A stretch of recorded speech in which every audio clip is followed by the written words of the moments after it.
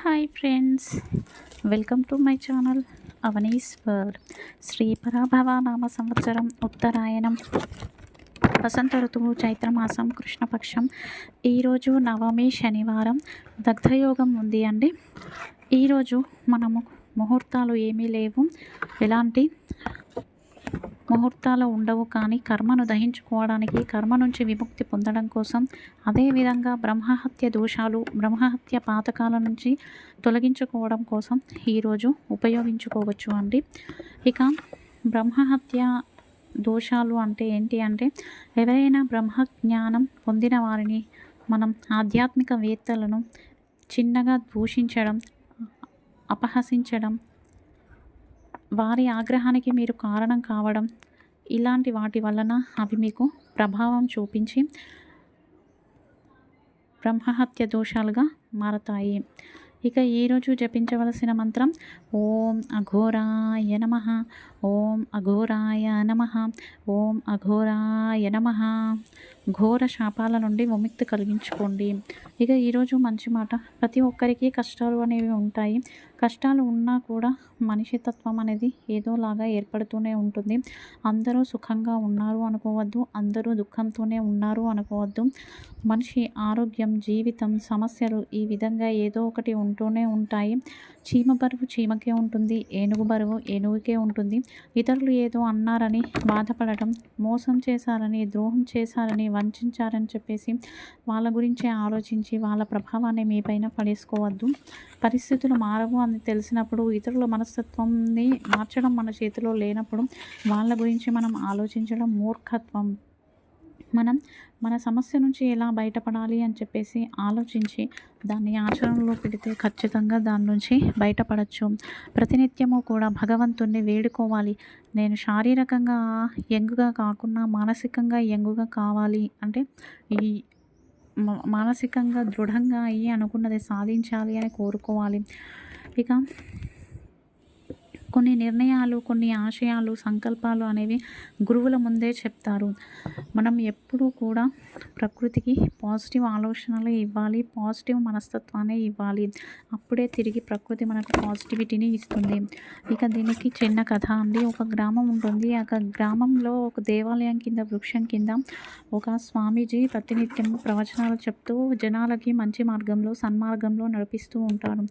ఆ ఊరిలో అందరూ కూడా సంతోషంగా ఉంటారు. ఒకరోజు ఊరు వాళ్ళంతా కూడా గొప్పగా ఉత్సవాన్ని చేయాలని ఏర్పాట్లు చేస్తారు.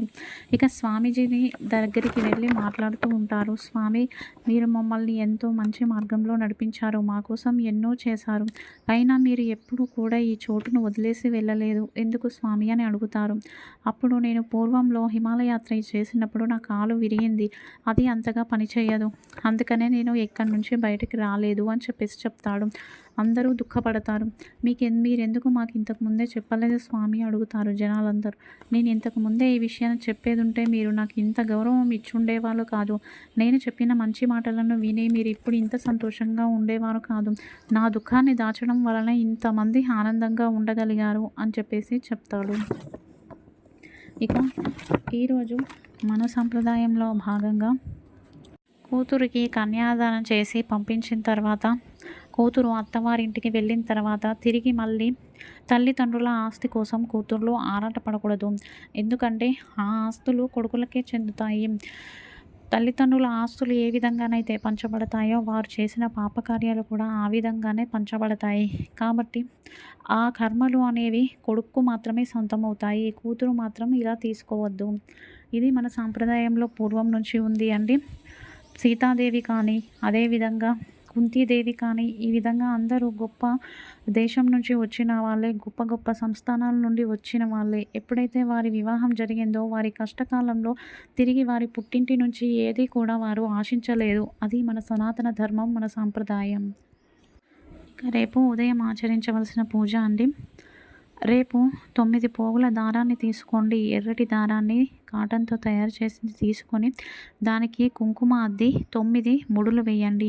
9 ముడులు వేసి దాన్ని ఒక తమలపాకు మీద పెట్టి నవగ్రహాల రూపంగా, కులతత్వ రూపంగా, ఆదిశేషుని రూపంగా ఆ దారాన్ని భావించి పూజ చేయండి. మీ ఇంట్లో శుభకార్యాలు జరగాలని, మంగళకార్యాలు జరగాలని, ఎవరైనా పిల్లలు తల్లిదండ్రులకు విరుద్ధంగా ప్రవర్తించినట్లయితే వారు మారాలని, అదేవిధంగా మీ సంకల్పం అనేది చెప్పుకొని దాన్ని తీసుకెళ్ళి ఇంటి ముందట తులసి చెట్టుకు కానీ, మీరు నిత్యము నీరు పోసే ఏదైనా చెట్టుకు కానీ కట్టేసి మీ సంకల్పాన్ని చెప్పుకొని ప్రతినిత్యము దానికి నీరు పోయండి. తప్పకుండా ఆ సంకల్పం నెరవేరుతుంది. ఇక ఈరోజు సాయంత్రం యోగక్షేమం ఆరోగ్య ప్రాప్తి కోసం శివాలయంలో శివుని ముందు నెయ్యి దీపాన్ని వెలిగించి మృత్యుంజయ మంత్రాన్ని పారాయణ చేయండి. అలాగే వాహనాలకు ఇంటికి దృష్టి తగులుతున్నట్లయితే ఒక నిమ్మకాయతోని వాహనాలకి ఇంటికి దృష్టి తీసి ఆ నిమ్మకాయను బయటే కట్ చేసి ఏదైనా డస్ట్బిన్లో వేయండి. తప్పకుండా దృష్టి దోషాలు తొలగిపోతాయి.